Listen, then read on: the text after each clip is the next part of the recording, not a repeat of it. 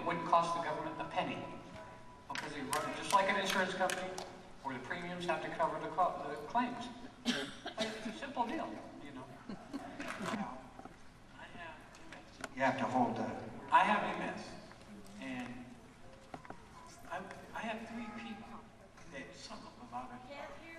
You have to hold, I'm sorry. I have 3 people sum up most of the problem. My medication alone costs over $40,000. Oh my God. That's not doctors, specialists, therapy, orthopedic devices, just my medication.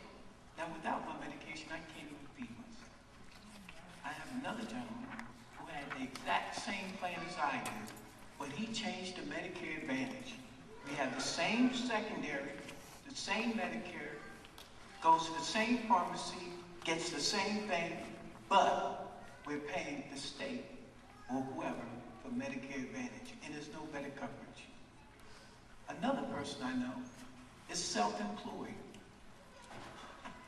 They do not make enough, and they cannot afford their insurance. And second, the insurance company won't cover them because they have a pre-existing condition, yet they're not disabled, so Medicare gets covered. Now the thing is, if this person doesn't get care, they're going to get chronically ill, and that's going to cost a whole lot of money. I just want to say something else, Senator McCain. If we look at our country now, in the government, we've been pointing fingers, blaming, and arguing, and look where we're at. Let's stop labeling and criticizing and saying that's conservative, that's liberal, that's Republican, that's Democrat. Let's just look for what works and give the American people.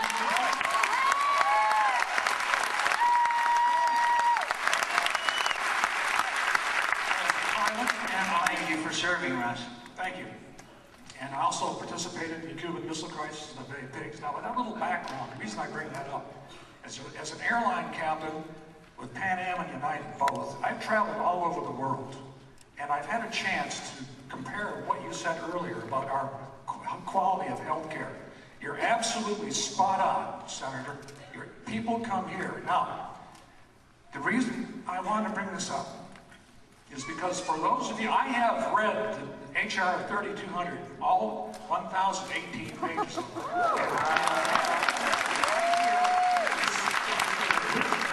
Now, for those of you people here who are for what I call the death care bill, I urge you to please get a copy of the bill, or an abridged version at least, and read what's in the bill. Now, there's not one page, there's not one paragraph, there's not one sentence in that bill that I want codified into law. Secondly, I urge you to read it. Now, I know a lot of people here who have not had a chance to read the bill. They don't know what's in it. They're here because they think it's a good deal, or it's something for nothing, or something to that effect. Believe me, folks, this is not a health care bill. It's about a massive government power grab.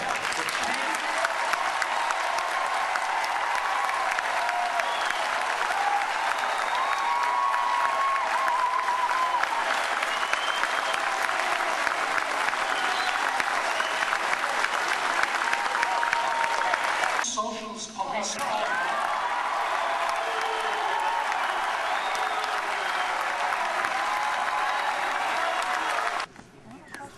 Thank you for the opportunity to speak, Senator McCain. Sorry. We'll just get the question up here. Okay, there we go.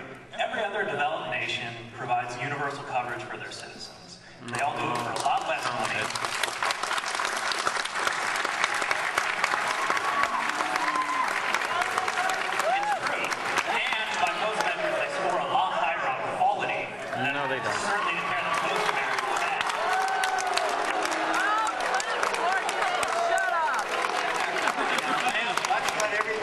One of those open border people. Now, they all have different methods of achieving that. Most of them have some sort of public option. It seems to work quite well for them. My question is, but the one thing they all have in common is no other developed nation allows health insurance to be provided on a for-profit basis.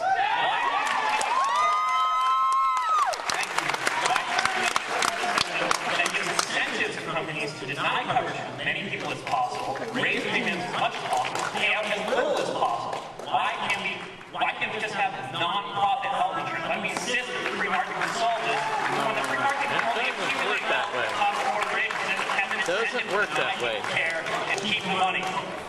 And competition amongst different providers is probably the best way to obtain quality care.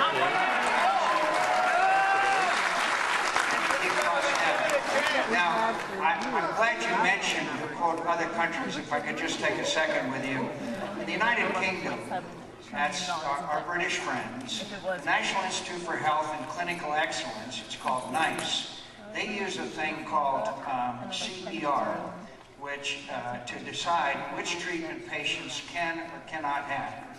The United Kingdom often refuses to pay for an expensive treatment if a patient is very elderly, disabled, or medically dependent. NICE, that's what they call it, the National Institute for Health and Clinical Excellence, uses a formula to decide whether it's a good value for the government to treat elderly, disabled, or frail patients. In the past several years, the British government has repeatedly blocked breast cancer patients from receiving breakthrough drugs, forced patients with multiple sclerosis to wait 2.5 years to receive innovative new patients, and the list goes on and on.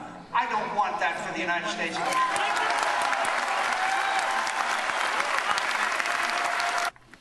I, at home, have a picture of you with my son. A little closer to the mic, please. He's a special ops Green Beret soldier. He has a picture with you that he says was the highlight of his life. I raised my voice to believe that you were a hero, and I believed that you're a hero, and I'm truly grateful for the amount of character that you have shown in the past. But several of your decisions and your words have come to cause me to question that. And that's why I'm here. So that my son can continue, you can give us a reason to know, to continue that you will be his hero and mine. And in advance, I'm not a public speaker, so forgive me for my poor performance, but I'm a daughter of a lifer. My oldest son spent 4 years in the Navy, and then my son, he was a special ops soldier now, who's been in Afghanistan. Uncle was a POW with you at the Hanoi Hilton. Senator McCain, about this health care, I don't understand how any Democrat or Republican could consider putting their signature on this bill when they cannot give us the cost. I want to know how much per month, per poor person, per senior citizen, per child, baby, man, woman. You wouldn't buy a car, the cash for clunkers, they gave you a price. Why don't they give us a price? I can't imagine going to get a job and they say, you want health care, just sign here, but we're not telling you how much it's going to cost you.